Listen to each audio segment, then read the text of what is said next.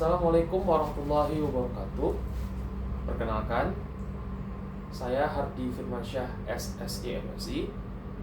Saya merupakan dosen Prodi Gizi Universitas Negeri Medan. Saya merupakan lulusan magister dari Ilmu Gizi Institut Pertanian Bogor. Hari ini saya akan memaparkan bagaimana perkuliahan dari materi kuliah dasar biokimia gizi. Dasar biokimia gizi merupakan mata kuliah wajib dalam Prodi Gizi Universitas Negeri Medan. Mata kuliah ini terdiri dari 3 SKS dan diajarkan di semester pertama. Dalam mata kuliah dasar biokimia gizi ini, mahasiswa akan mempelajari tentang bagaimana struktur, fungsi, kegunaan, manfaat, reaksi-reaksi terkait dengan zat gizi makro dan zat gizi mikro. Diharapkan mahasiswa dapat menguasai dan dapat menjelaskan kembali tentang struktur, reaksi, fungsi, manfaat dari materi-materi biokimia yang diajarkan tersebut. Proses pembelajaran dalam mata kuliah dasar biokimia gizi terdiri dari 16 pertemuan, di mana 14 pertemuan kuliah, 1 pertemuan untuk ujian tengah semester, dan 1 pertemuan untuk ujian akhir semester.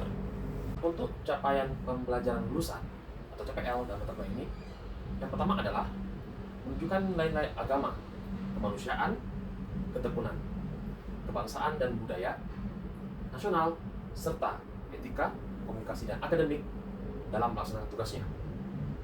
Kedua, dapat mengambil keputusan berbasis analisis data dan informasi dan menggunakan IT atau ICT. Ketiga, dapat melaksanakan pembelajaran yang interaktif, terstruktur dalam memahami teori dasar dan iptek gizi serta ilmu terkait seperti ilmu pangan, biomedik, humaniora, dan manajemen. Keempat, dapat mengembangkan produk berkualitas pangan dan gizi menjadi produk industri kreatif dan memiliki efisiensi yang tinggi serta proses produk berbasis riset berkelanjutan serta memiliki daya saing lokal dan nasional. Untuk capaian pembelajaran mata kuliah atau CPMK dalam mata kuliah ini, yang pertama adalah mahasiswa dapat menjelaskan, memahami tentang struktur, peran, fungsi, manfaat, sumber, dan reaksi dari zat gizi karbohidrat. Untuk CPMK kedua, mahasiswa dapat menjelaskan tentang struktur, peran, fungsi, manfaat, sumber dari zat gizi dan reaksi dari zat gizi protein. Untuk CPMK ketiga, mahasiswa dapat menjelaskan tentang struktur, peran, fungsi, sumber, manfaat, dan reaksi dari zat gizi lemak. Untuk CPMK keempat, mahasiswa dapat menjelaskan tentang struktur, peran, fungsi, manfaat, sumber, dan reaksi dari vitamin. Untuk CPMK kelima, mahasiswa dapat menjelaskan tentang struktur, peran, fungsi, manfaat, sumber, dan reaksi dari mineral. Untuk CPMK ke-6, mahasiswa dapat menjelaskan tentang struktur, peran, fungsi, sumber, dan reaksi dari asam nukleat. Dan untuk CPMK ke-7, mahasiswa dapat menjelaskan tentang struktur, peran, fungsi, manfaat, sumber, dan reaksi dari air dan serat. Mata kuliah ini menggunakan perkuliahan interaktif dengan menggunakan metode case method dan team based project. Case method melatih mahasiswa untuk berpikir kritis dalam memahami setiap kasus yang terjadi dengan hubungan reaksi maupun struktur-struktur dari biokimia, terutama terkait dengan zat-zat gizi makro dan zat-zat gizi mikro. Team-based project menggunakan pendekatan permasalahan dengan penyesuaian kerjasama kelompok dalam penyusunan laporan analisis zat gizi serta produk informatif seperti poster, buku, makalah berbasis literatur yang valid. Literatur yang kami gunakan dalam mata kuliah ini diantaranya buku dan jurnal. Jurnal yang kami gunakan adalah jurnal yang terindeks Sinta maupun jurnal yang terindeks Scopus. Sedangkan buku yang kami gunakan adalah buku dasar biokimia yang ditulis oleh Sukarti tahun 2005 dengan judul Biokimia Gizi, serta buku Biochemistry Clinical Illustrated Review Series yang ditulis oleh Franklin Desfirelli. Untuk memaksimalkan dalam pengajaran dasar biokimia gizi, selain perkuliahan tatap muka di kelas, kami menggunakan sistem dari Sikda dan WhatsApp group, sehingga penyampaian tugas, penyampaian informasi lebih tertata dan lebih menjangkau ke semua mahasiswa. Untuk penilaian dalam mata kuliah dasar biokimia gizi, di mana kehadiran diberikan porsi 5%, UTS diberi porsi 20%, UAS diberikan porsi 25%, dan terakhir case method dan team based project memiliki porsi 50%. Selanjutnya saya akan menampilkan cuplikan pengajaran secara micro teaching di kelas. Selamat menyaksikan. Assalamualaikum warahmatullahi wabarakatuh. Waalaikumsalam warahmatullahi wabarakatuh. Ya, selamat pagi semuanya. Pagi, Pak. Dan selamat sejahtera kita semua ya. Gimana kabarnya hari ini semuanya? Baik, Pak. Kemarin gimana kegiatannya? Sehat? Kemarin ya. Jadi hari ini ya kita akan melanjutkan ya materi dari pelajaran biokimia dari minggu lalu ya. Tapi sebelum Bapak mulai untuk perkuliahan ya, tolong ketik link untuk absensinya sudah Bapak kirim ke grup ya di grup. Nanti link itu akan dicatat materi kalian untuk mata kuliah pada hari ini ya, tolong isi ya semuanya ya. Oke, sebelum kita mulai kuliah pada hari ini ya, mari kita berdoa menurut ajaran dan percaya kita masing-masing ya. Dimulai.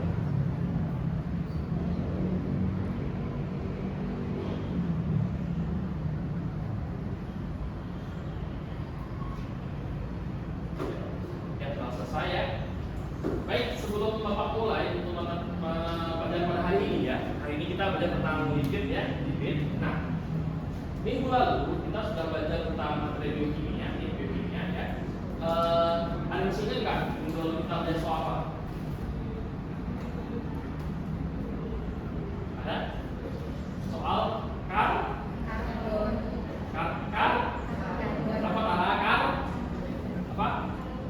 Karbohidrat ya, karbohidrat ya. Mungkin materi biokimia karbohidrat itu agak susah-susah diingat lah ya, seperti itu. Cuma harapannya ya tidak dilupakan gitu loh, karena di gizi itu tuh tidak pernah terlepas dari yang namanya zat gizi makro. Apa aja zat gizi makro itu? Kenapa disebut zat gizi makro?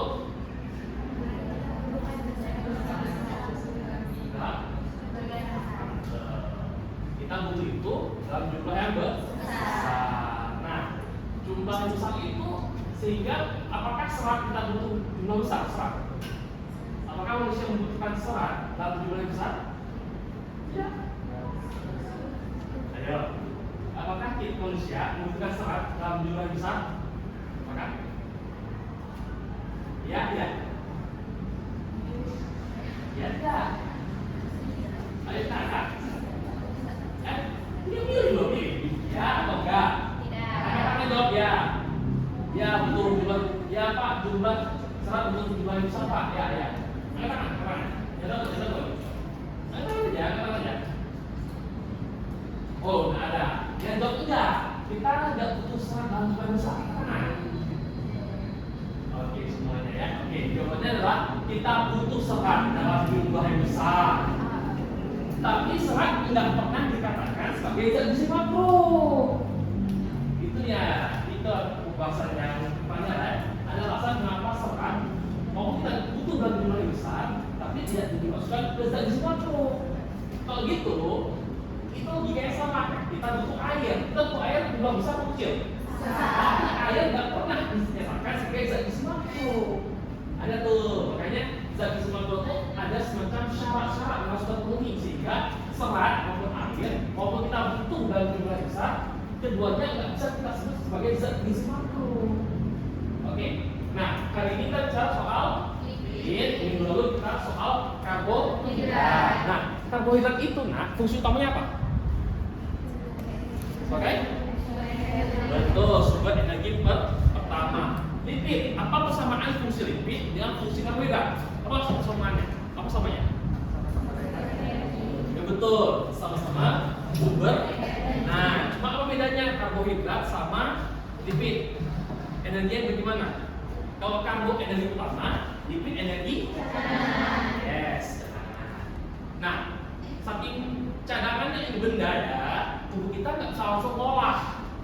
Paham ya? Ketika kalian makan sepadang nih, sepadang, kalian suka lauknya apa? Makan. Kamu? Ayam gulai. Ayam apa? Ayam bakar, ayam gulai, kamu ayam goreng. Nah, kamu ayam pindang, semua ya kan? Oke. Semua mengandung lemak nggak? Nah, nasinya mengandung karbo nggak? Oke. Ketika kalian makan nasi padang, ada karbo masuk, ada lemak masuk. Kira-kira tubuh kita memproses yang pertama apa? Yes. Lemak mana? Disimpan dulu. Disimpan. Kapan dipakai lemak itu? Ya, jadi ketika energi dari karbohidrat udah habis, barulah dipakai lemak yang tadi disimpan. Oke, nah hari ini kita akan bicara soal lemak tadi, lipid itu. Nah, lipid dengan lemak sama apa beda? Kah? Arah? Sama atau tidak lipid sama lemak? Oke, yang jawab sama angkat kanan. Sama Pak? Keren. Oh, taruhkan sama. Kamu kah sama? Beda. Oh, sama. Ini bunga ya? Bunga rahasia ya? Oh, Becky. Sama ya? Oke, yang jawab beda angkat kanan. Lipid dan lemak beda. Apa? Oke, keren. Nah, lipid dan lemak itu berbeda. Apa bedanya? Ada yang tahu apa bedanya lipid dan lemak? Atau sama dulu ya? Apa samanya lipid sama lemak? Ya, salah satunya adalah sama-sama tidak dalam atau monopolar. Perbedaannya apa? Lipid itu adalah semua senyawa kimia, yang enggak larut air. Semuanya. Apa aja yang Pak? Ada asam lemak, ada gliserol, ada estrogen dan sebagainya, ada kolesterol. Nah, semua itu adalah lipid. Tapi lemak itu adalah bagian kecil dari lipid. Itu. Jadi lipid dan lemak itu berbeda ya. Jadi kelompok besarnya itu lipid. Nah, lemak itu adalah salah satu bagian dari lipid. Sama seperti kalian yang kalian ini kalau golongan jadi satu golongan, kalian adalah anak-anak 2025. Ya kan? Tapi ketika bertanya, apakah ada perbedaan antara angkatan 2025 dengan Raka misalnya? Beda nggak? Beda. Raka adalah salah satu anggota dari 2025. Lipid juga sama. Lipid adalah satu golongan yang tidak larut air. Lemak adalah salah satu contoh dari lipid. Ya. Di sini kita lihat ya. Nah, kalau kita lihat di sini ada beberapa sifat-sifat lipid yang harus kita ketahui. Yang pertama apa? Jelas, nggak larut dalam air ya. Seperti cinta kalian dan utang kalian gitu kan. Nggak boleh dicampur tuh kan. Nah, gitu ya. Nah, tapi dia larut pada form lain. Misalnya apa?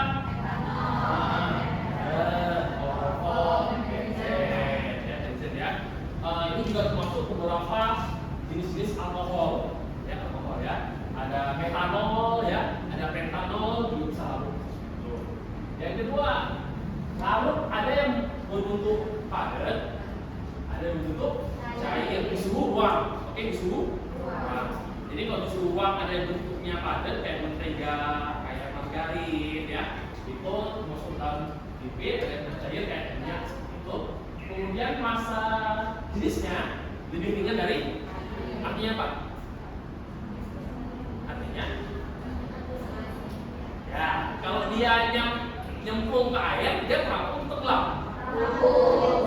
Ya, terapung. Ingat konsep fisika, kenapa sebuah benda bisa terapung ketika massa jenisnya lebih rendah dari air, jika dia terapung. Ya, gitu ya. Minyak ketika tumpah ke air atau dicampur ke air, posisinya di atas karena massa jenisnya lebih kecil ya. Semua lemak seperti itu ya, kecuali lemak badan kalian ya. Ya. Nah, Pak, kalau gitu Pak, orang-orang gemuk Pak terapung dong di atas air. Benar nggak? Kalau terapung gendut nih, ada hubungan kolam, dia terapung gendut, benar nggak? Ya, itu hal beda ya. Nah, ini adalah fungsi dari lipid yang harus kita ketahui ya. Yang pertama jelas ya, sumber energi. Ada yang tahu nggak 1 gram lemak itu berapa kilokalori? So, besar ya, besar. Kalau karbohidrat berapa? Protein berapa? 4 ya, seperti itu. Jadi kalau lipid ini sangat besar energinya. Makanya sering digunakan untuk yang cadangan ketika kalian puasa misalnya ya. Ketika kalian puasa, ketika kalian tidak sarapan, maka yang dibakar adalah lemak-lemak ini ya. Dia tempat gas, dia sebagai energi, dia karbonnya cukup padat sehingga dia bisa membakar banyak sekali, menghasilkan banyak sekali energi ya. Yang kedua ya, sumber asal lemak esensial. Kalian tahu nggak esensial lemak? Esensial. Tidak bisa, bagus, tidak bisa diproduksi dalam tubuh. Artinya didapat dari mana? Dari luar, makanan, dari suplemen ya. Contohnya adalah asam linoleat dan asam linolenat. Ini nih biasa terdapat pada lauk hewani. Oke, penting buat otak, bagus buat perkembangan saraf.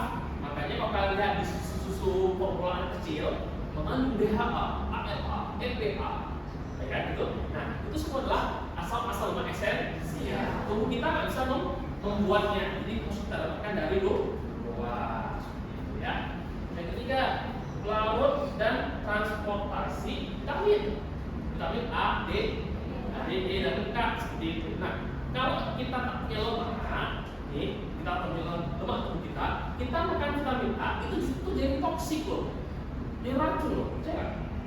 Kenapa? Karena manfaatnya itu tak bisa dipenuhi. Contoh ya, vitamin A, tokoh vitamin A, mata ya, mata. Nah, tapi kalau tubuh kalian nggak punya lemak, vitamin A ini nggak bisa diproses. Loh Pak, kok masih diproses? Kemana perginya? Dua. Pertama dibuang lewat feses dan urin. Yang kedua justru menumpuk di racun di tubuh kalian. Kenapa? Gak larut air dia kena itu. Makanya kita butuh lemak. Jadi lemak itu tidak selalu merugikan, berbahaya, menyebabkan penyakit kronis. Tidak. Kita butuh lemak. Vitamin D.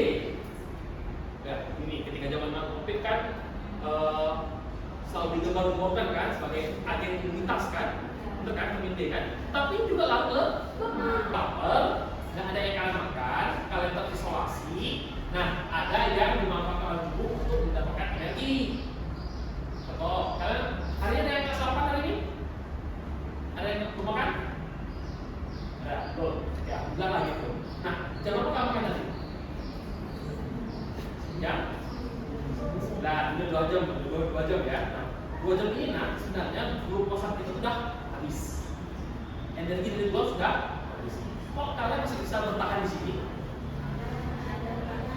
Iya, sekarang adalah fase di mana energi yang kalian gunakan untuk berpikir, melihat, bernafas itu energi yang berasal dari lemak.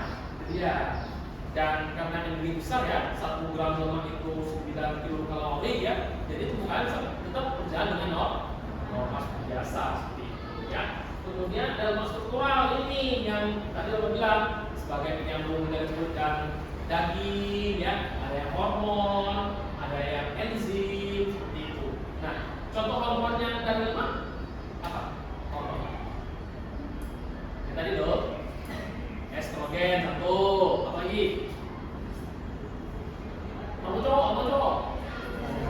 Ya, testosteron. Jadi kalau kalian cowok nih, kalau kalian nggak bisa jawab soal ini, dipertanyakan cowok kalian dulu. Nah, oke. Jadi, nah ada sesuatu fakta menarik nih. Lelaki yang memiliki massa lemak terlalu besar, testosteronnya akan berubah menjadi estrogen dulu. Makanya kan orang obesitas terkanya kan, mohon maaf ya, dadanya itu menggantung bawah kan, itu efek testosteronnya berubah menjadi estrogen. Gitu. Loh Pak, berarti testosteronnya berkurang dong? Betul.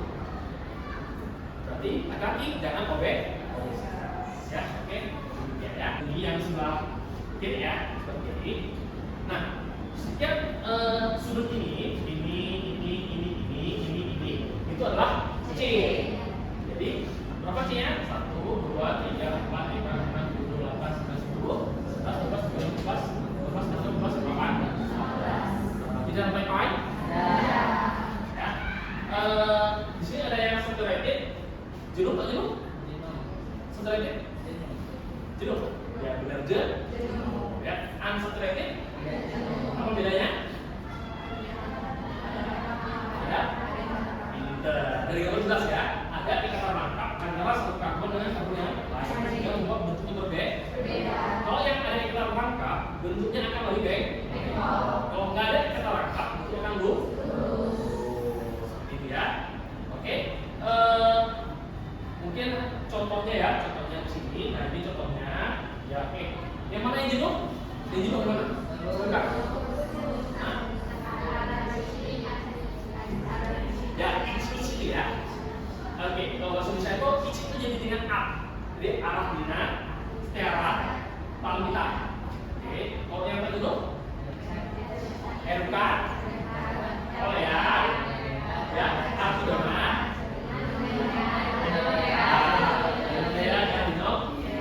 nah, dinolea dan dinolea inilah yang ada di susu formula anak-anak. Bagus banget, oke. Baik, jadi sekian saja untuk kuliah biokimia hari ini. Semoga kalian mendapatkan ilmu yang baru ya dari yang merupakan. Semoga kalian senantiasa berhasil di masa depannya. Ada pertanyaan sebelum Bapak tutup pertemuan ini? Silakan. Silakan pertanyaan. Ayo, mau nanya apa? Boleh. Ada nanya? Farah, mau nanya? Atau Raka mau nanya? Oke, dan artinya? Oke, dalam pertanyaan, intinya. Oke, jawabannya itu. Dari jawabannya ini, Farah. Iya, Farah. Sekarang kalau pertanyaan apa?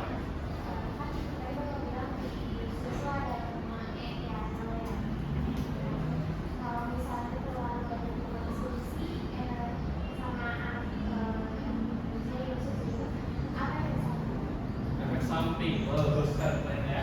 Ya, jadi walaupun linolea dan linolea ini adalah bagus buat saraf, ya kan, tapi tetap tidak boleh konsumsi dalam jumlah berlebih. Nah, ingat, walaupun dia itu memiliki manfaat, tapi ketika berlebih, tubuh kita akan berusaha untuk melakukan mekanisme menyimpan lemak apapun itu. Nah, kenapa? Karena sekali lagi kebutuhan kita tuh ada batasnya. Ketika melebihi kebutuhan, maka itu mungkin dibuang, lemak itu mungkin dibuang. Maka kita akan melakukan mekanisme penyimpanan. Oke. Apa efek sampingnya dari penyimpanan? Jelas, menambah masa lemak tuh. Akhirnya kalau dilakukan dalam jangka waktu yang panjang, ya kan, maka akan menyebabkan kondisi stok gizi yang berlebihan seperti obesitas maupun meningkatkan lingkar perut dari si tadi, ya. Jadi tetap dikonsumsi dalam jumlah yang wajar, ya, ya. Oke, kalau yang lain, oke.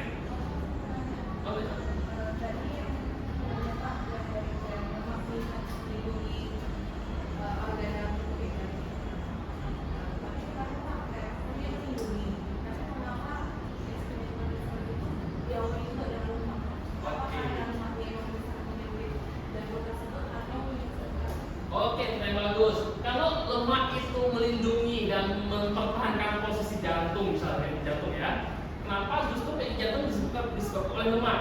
Oke, yang bagus, cerdas. Oke, bagus. Oke, pertama, yang menyebabkan penyakit jantung atau penyakit kardiovaskular bukanlah lemak yang mengikat jantung, melainkan lemak yang berada di dalam pembuluh darah. Itu dia. Jadi ketika kalian makan lemak, ya kan, lemak itu diproses, ya. Nah, lemak itu kan dibawa oleh darah. Oke. Nah, semakin banyak lemak yang nggak bagus, ya, dalam darah kalian, lemak itu akan membuat penyempitan atau plaque di dalam pembuluh darah. Itulah yang menyebabkan berbagai penyakit kardiovaskular kayak jantung, stroke, hipertensi. Jadi bukanlah lemak yang mengikat, yang membantu mempertahankan posisi jantung. Oke, itu adalah dua jenis lemak yang berbeda. Yang mengikat dari adalah lemak struktural, sedangkan yang menyebabkan penyakit kardiovaskular adalah lemak dari secara fungsional. Ya, jadi itu dua hal yang berbeda. Ya, jadi kalau kalian mengkonsumsi terlalu banyak lemak di situ, ya kan, otomatis yang bukan menekan, ya, bukan mencet ke jantung, enggak, tapi melainkan pembuluh darah kalian itu akan semakin banyak lemak yang dalamnya itu, menyebabkan yang tadi ukurannya segini, dia akan mengecil atau lebih kecil. Ketika kecil, otomatis tekanan darahnya akan lebih naik. Itu dua lemak yang berbeda, ya. Yang satu memang normal kita, yang ini terjadi akibat kita melakukan pola hidup yang tidak sehat. Oke, baik. Baik, demikianlah untuk paparan kuliah biokimia pada hari ini. Ya, cukup menarik, ya, hari ini kita bicara soal lipid dan lemak sebagainya. Semoga bermanfaat bagi kalian. Untuk minggu depan kita akan lanjutkan dengan materi asam lemak yang lebih spesifik, ada secara trigliserida, ya. Kita mau lihat asam lemak ini berikatan dengan gliserol sehingga membentuk namanya gliserida. Baik, sekian saja untuk kuliah biokimia hari ini. Terima kasih atas kehadiran semua dan perhatian semua. Akhiri dengan assalamualaikum warahmatullahi wabarakatuh.